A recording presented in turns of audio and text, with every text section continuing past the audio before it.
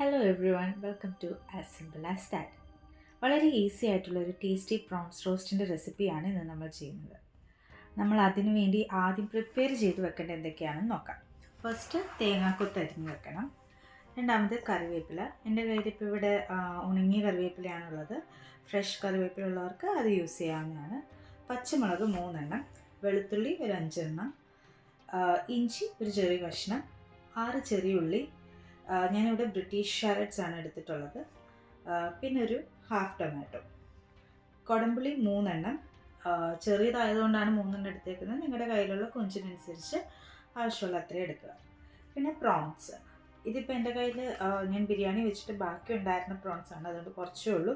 ഇത് കുക്ക്ഡ് ആയിട്ടുള്ള പ്രോൺസ് ആണ്, കുക്ക് ചെയ്തിട്ട് വാങ്ങാൻ കിട്ടും. ഇപ്പോൾ നിങ്ങളുടെ കയ്യിൽ അങ്ങനെയല്ല, ഫ്രഷ് ആയിട്ടുള്ള പ്രോൺസ് ആണെന്നുണ്ടെങ്കിൽ അത് ഒരു പാത്രത്തിനകത്ത് വെള്ളം തിളപ്പിച്ച് ഉപ്പിട്ട് ഈ പ്രോൺസ് ഒന്ന് ഉരുണ്ട് വരുന്നവരെ, അതായത് അതൊരു 3/4 ഭാഗത്തോളം വേവാവുന്നവരെ ഒന്ന് വേവിച്ചെടുക്കേണ്ടതാണ്. ഇനി നമുക്ക് പ്രോൺസ് റോസ്റ്റ് എങ്ങനെ ഉണ്ടാക്കുന്നതെന്ന് നോക്കാം. ആദ്യം ഒരു പാൻ ചൂടാക്കി അതിൽ എണ്ണ ഒഴിക്കുക. എണ്ണ ചൂടാകി തുടങ്ങിയിട്ടുണ്ട്. അപ്പോൾ നമുക്ക് ഇതിനകത്തോട്ട് തേങ്ങാക്കൊത്ത് ചേർക്കാം. തേങ്ങാക്കൊത്ത് ബ്രൗൺ നിറമാകുന്നവരെ ഇളക്കണം. അപ്പോൾ ഇത് ഏകദേശം ബ്രൗൺ നിറമായിട്ടുണ്ട്. ഇത് അധികം കറക്കുന്നതിന് മുമ്പ് തന്നെ നമുക്ക് ഇതിനകത്തോട്ട് ഇഞ്ചി, വെളുത്തുള്ളി, പച്ചമുളക് ചേർത്ത് കൊടുക്കാം.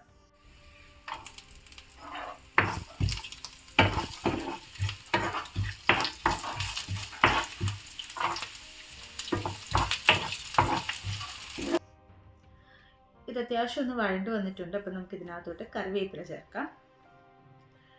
ഇതെല്ലാം വഴണ്ട് വരുമ്പോൾ നമ്മൾ അരിഞ്ഞു വെച്ചേക്കുന്ന കൊച്ചുള്ളി ചേർത്ത് നമുക്കൊന്ന് ഇളക്കാം.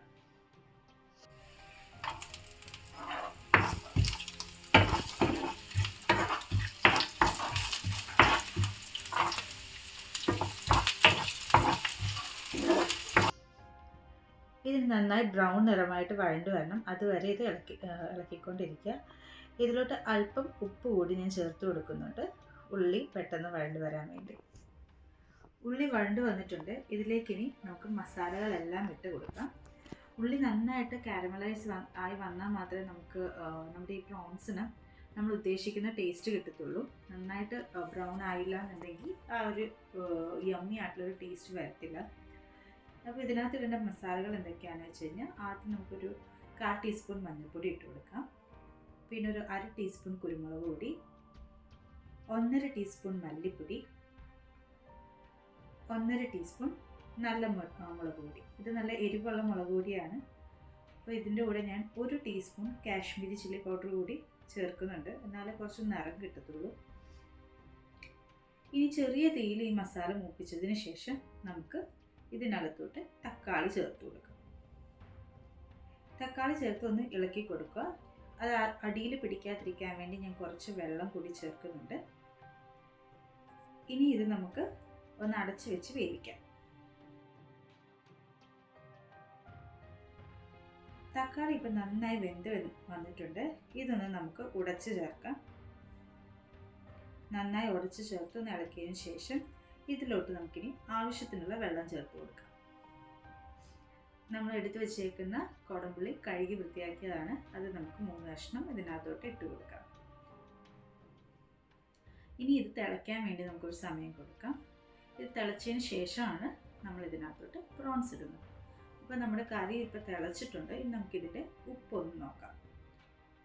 ഉപ്പും പുളിയും എല്ലാം ഇപ്പോൾ പാകത്തിനുണ്ട്. ഞാൻ ഇതിനകത്തോട്ട് ഇനി കഴുകി വെച്ചേക്കുന്ന പ്രോൺസ് ആഡ് ചെയ്യാണ്.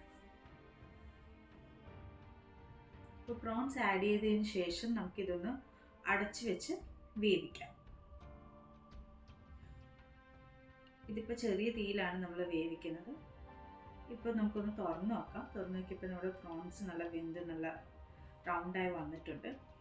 ഇനി നമുക്ക് തീ ഇച്ചിരി കൂട്ടി വെച്ച് ഇതിൻ്റെ വെള്ളം വറ്റിച്ചെടുക്കാം. വെള്ളം നന്നായി വറ്റി വരണ്ട് വന്നിട്ടുണ്ട്.